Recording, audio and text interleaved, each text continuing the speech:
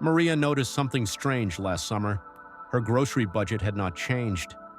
Still around $650 a month for her family of four.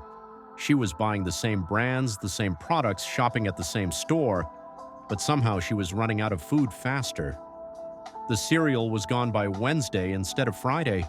The toilet paper needed replacing more often. The ice cream disappeared in 2 servings instead of 3. She assumed her teenage sons were eating more, maybe going through a growth spurt, sneaking extra bowls of Cheerios when she was not looking. So she started buying more, and her grocery bill crept up to $720, then $780, then $850. She blamed her kids, she blamed inflation, she blamed her own failure to meal plan properly. What Maria did not realize, what she could not have noticed without a scale and a spreadsheet, was that she was buying the same number of products but receiving 15 to 20% less actual food. The Cheerios box she had bought for years used to contain 20 ounces. Now it contained 18. Same shelf space, same price, 10% less cereal. The Tamuk ice cream that used to be 56 ounces was now 48. Same looking container, slightly taller and narrower, 14% less product. The Charm toilet paper that advertised mega rolls had quietly dropped from 264 sheets per roll to 244. Her family was not eating more. The corporations were selling her less, and they were doing it in a way specifically designed so she would never notice, because human beings are extraordinarily bad at judging volume and weight, and the food industry knows it. My name is Bobby, and I spend way too much time thinking about how corporations are stealing from you in plain sight. If you have noticed your groceries disappearing faster, if your paycheck seems to stretch less than it used to even when prices look stable, if something about shopping feels off and you can't quite identify what, make sure to hit that subscribe button. What I'm about to show you is a systematic corporate strategy to pick your pocket without you ever feeling their hand. I call it the Shrinkflation Tax, and you have been paying it for years without knowing. Here's what makes shrinkflation so insidious compared to regular price inflation. Your brain is wired to notice price changes and wired to ignore size changes. This is not a design flaw that corporations stumbled upon accidentally. It's a documented cognitive bias that has been weaponized against consumers for decades. Behavioral economists call it attribute neglect. When you're evaluating a purchase, your brain focuses on the most salient information first, which is almost always the price. The number on the tag is prominent, easy to compare, and directly connected to the pain of payment. Size and weight, by contrast, are abstract. You can't feel the difference between 18 and 20 ounces in your hand. You can't visually distinguish a box that's 5% shorter and 2% narrower than the box you bought last month.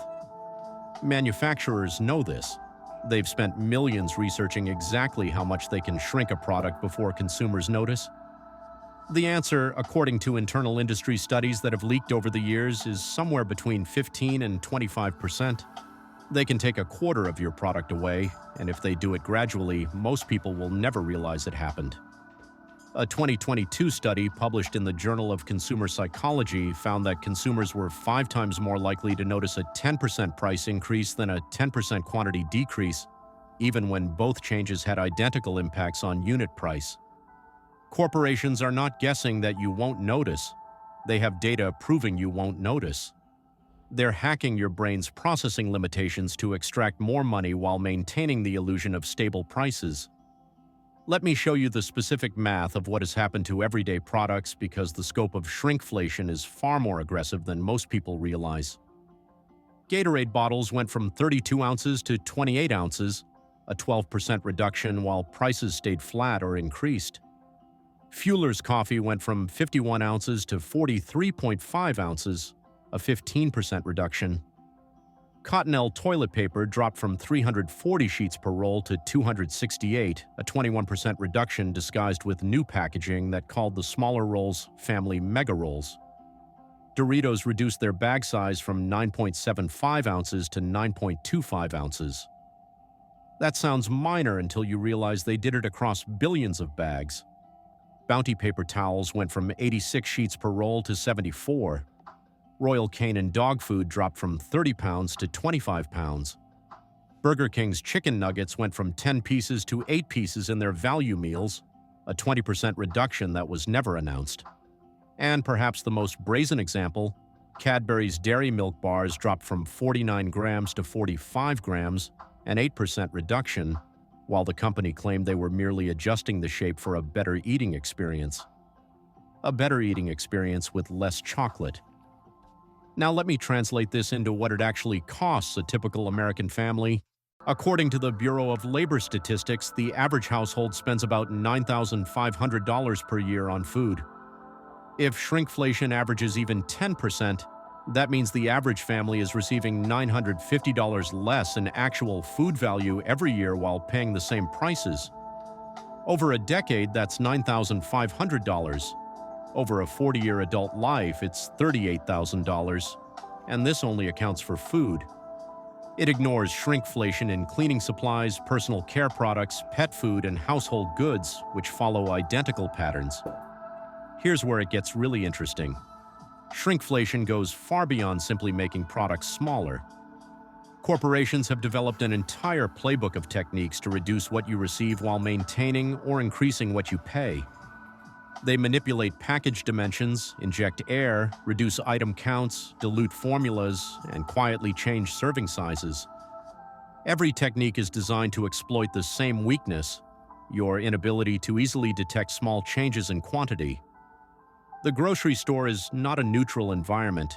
It is a battlefield designed by behavioral scientists and packaging engineers whose job is to extract maximum revenue from your psychology. Shelf placement is paid for. Eye-level products are the highest margin, not the best value.